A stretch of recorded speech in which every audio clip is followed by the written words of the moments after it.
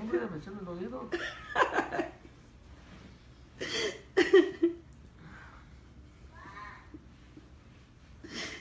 Ay, ponme agua para café.